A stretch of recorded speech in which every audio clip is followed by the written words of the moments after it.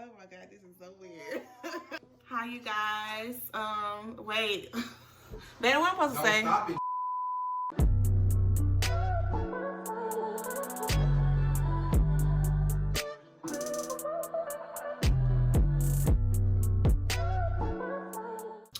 Hey, you guys. Welcome to my channel. My name is DQ, spelled DQUE. I am 25 years old. I live in Dallas, Texas. And before I get started, if you guys can make sure if you haven't already, make sure you press the subscribe button. Give me a like if you like it and give me some comments so I can interact with you guys. This is my very first video for my channel, so I'm just gonna give you guys a little background on this particular subject. So basically what I did was I got weight loss surgery because it's been such a long time coming, like struggling with, my weight gain and everything. So I'm going to start by saying, what made me decide to get the surgery. So I'm going to say I started gaining weight in college. And I was in college for 4 years. So over that 4 years, I probably picked up, I'm going to say maybe 70 pounds. 70 pounds. And my doctor literally told me, like, you're still at a good weight, but don't gain no more, right? And what I do, I gained like 70 pounds. So the first thing I tried to do with my weight loss was Phentermine. And Phentermine is a appetite suppressant. So you take it and then you're just not hungry, basically. Like I used to literally have to remind myself to go ahead and eat. And you can only take it for 3 months because it has really bad side effects.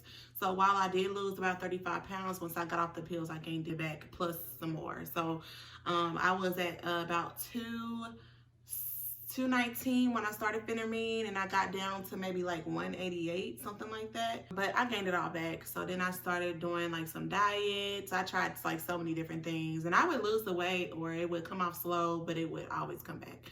So that's what made me decide to get weight loss surgery, because the weight's gonna come off and then I really don't have to worry about gaining it back. The surgery that I got is called VSG, which stands for vertical sleeve gastrectomy. Basically what they do is they remove 80% of your stomach.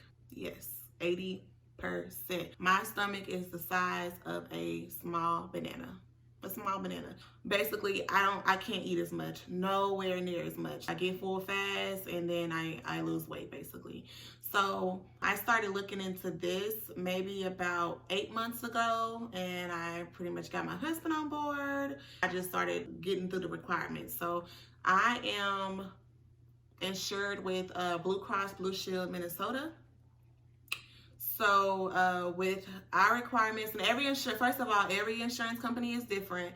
With my particular insurance, it requires me to have 6 months with a dietitian where I am pretty much abiding by a certain diet and eating certain things to see if I can lose the weight on my own before I decide to go into surgery. So I did that for 6 months.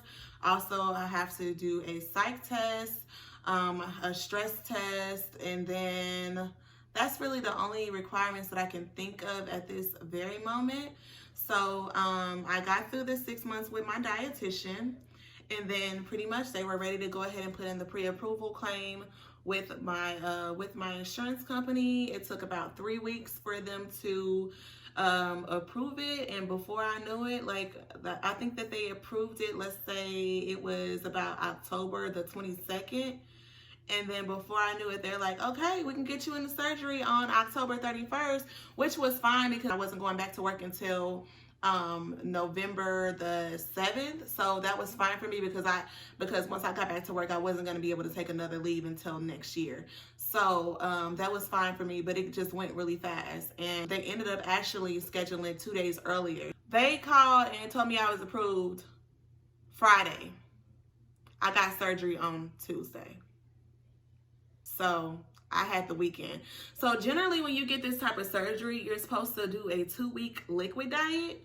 And basically what the liquid diet does is it shrinks your liver so that the surgeon doesn't have a hard time doing your surgery. It's a lot safer for you and the surgeon. But since I got my approval like I did, and then I had to kind of go ahead and get my surgery done so I would have a little bit of time to recover before I had to return to work. So that's pretty much what happened with that. So I got my surgery Tuesday. So literally the day before, I had to go and get my I forgot. I'm gonna insert the name of this operation right here, because I can't remember it right now. So, but basically, it's where they put like a scope with a camera in it down your throat and make sure you don't have any like hernias or anything concerning, so they're prepared for the surgery, so they know what they're dealing with. So I got that. And shout out to a very close friend of mine for taking me to the hospital last minute so I can get that done. So the day before I went to go get all my medicine, I had like 8 medications, like 2 of them for nausea, 1 for to heal my stomach. I got some vitamins, etc., etc. The night before, I couldn't eat after 12 o'clock or drink anything. So I went into the hospital around 7:30. I paid my little $500. I got back, so that's what I paid out of pocket. I think I got to pay like $400 more out of pocket. So my out of pocket responsibility was about $917, and this is not including my visits like before my surgery. I believe my dietitian visits were like a $30 copay per session. So I didn't pay a whole lot. Like my insurance covered like a large majority of it, about 90%. So when I got there, me and my husband were just waiting in the lobby. Then they brought me back and they put an IV in me. And then we were waiting. My doctor was actually late. He was running behind on surgeries. There were a couple people in front of me. So I was waiting a couple hours. I was supposed to start at 10. I don't think I started until about 1 o'clock. So I was in the little waiting room. They had the IV going. And I was just so hungry. Oh my goodness, but that's a whole nother conversation. So they finally took me to like another little waiting room that was actually on the floor where I got my surgery. So I waited there for about 45 minutes. And then they wheeled me into the actual surgery room. And then they started the anesthesia. And that's when they like put you under so you're asleep or whatever. So that happened. So when they started the anesthesia, I don't know. I just went to sleep. I don't know when I went to sleep. I don't know how I went to sleep, but I was gone. And before I knew it, I was waking up. When I woke up, I could not see. Like, I couldn't see anything. Like, everything was so blurry. And I was scared because, like, anesthesia can have, like, side effects sometimes. And I couldn't see. I kept on blinking to try to see straight, and I couldn't see nothing. Everything was blurry. I couldn't see anybody. I could just hear the doctor talking to me. So I went back to sleep. So when I woke up again, I could see fine.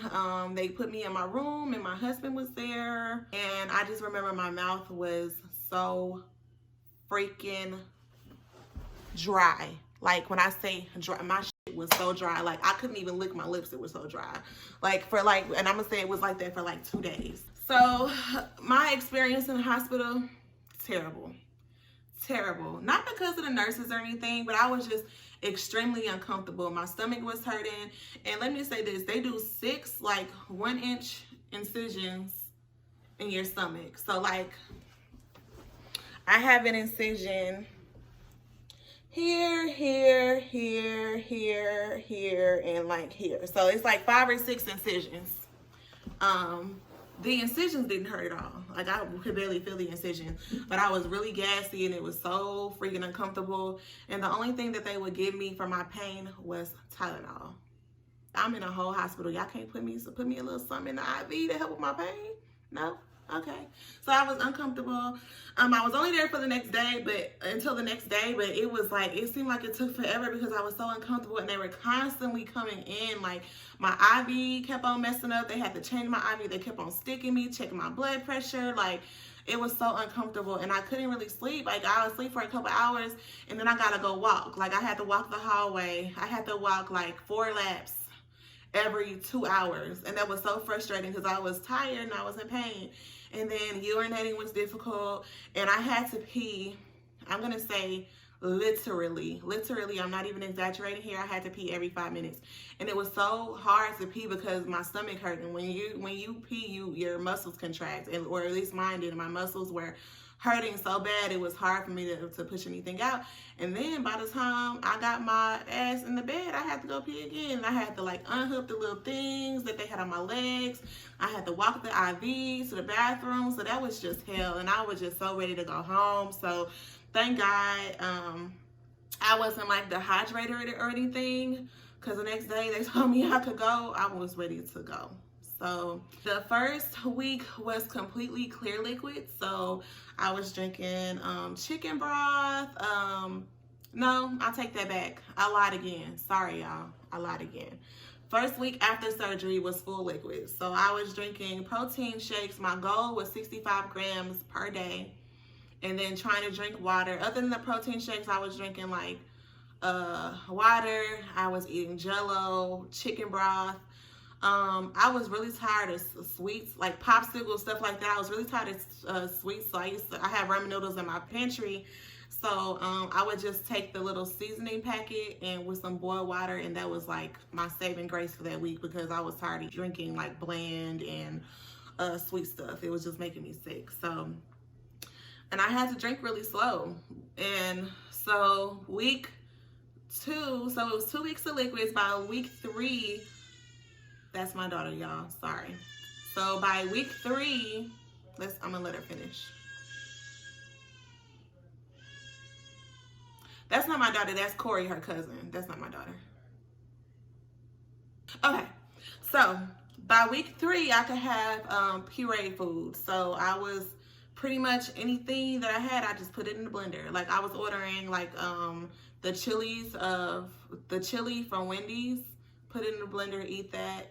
The puree stage was still kind of hard because my stomach was healing. So I would like take little spoonfuls, and I could feel like my stomach hurting so freaking bad. And by like spoonful 3, that's it. That's all. I'm full, because my stomach was still swollen, so it had to heal.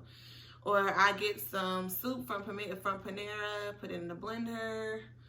Anything that I ate, I put it in the blender, or a smoothie, pretty much, which also went in the blender. You know what I'm saying? So week 4 was soft foods. 4 and 5 was soft foods. So I could eat stuff like scrambled eggs. I was eating like little mashed potatoes here and there. I was trying to stay away from the carbs. So mashed potatoes here and there. Still on some soups, fish, stuff like that. And then now I'm actually going into week 6. So now I'm back to where I can eat solid foods, but I'm still trying to eat healthy, which since we're getting over Thanksgiving was just a couple days ago, I haven't been eating that healthy, but I'm still losing weight. So like I said, when I went into surgery, I was 253 pounds. So I am officially 1 month post-op. I have lost give me a drum roll. I am now 233 pounds. So I have lost 20 pounds. Not as much as I expected. I was hoping to lose at least 25 pounds, but I'll blame myself because I have not been drinking my protein shakes the way I'm supposed to, because I'm supposed to get about 65 grams per day, and my protein shakes has this nasty ass aftertaste, and I wasn't really trying to do it, but apparently your protein shakes are really going to help you lose the weight. So for the last 4 days, I've been really making sure I get all my protein in, if not then more, so that I can really lose a little bit more weight a little bit faster. Even though I didn't lose as much as I wanted to, I still lost some, so I'm pretty happy. I'm pretty satisfied with my results. And not only that, I can definitely see a difference in my face, and also in my stomach area. My face is definitely slimmed down a little bit. Like I could see a lot of, at first I could see a lot of double chin, a lot of it, and now I'm only seeing a little bit, so I'm happy. So I'm gonna post my next video at 2 months post-op, so we can see what type of results I have. I'll be posting every month, and then I'll also be doing a couple non-weight loss related videos, maybe some tutorials, because I do make wig units, so I'll be doing a little bit of that too. So just stay tuned. Follow me on Instagram and Snapchat. My name on Instagram is It's DQ, the same as my YouTube name. On Snapchat, Donnie_Q. So DONNI, which is my first name, _Q as in Quincy. So thank you so much for tuning into my video. Make sure you guys, if you haven't already, subscribe, leave me some comments, let me know how you feel. or anything that you suggest that I do. If you had the surgery before and you have any advice or anything, just leave it in the comments and like this video. And again, thank you so much for tuning in, and I am out.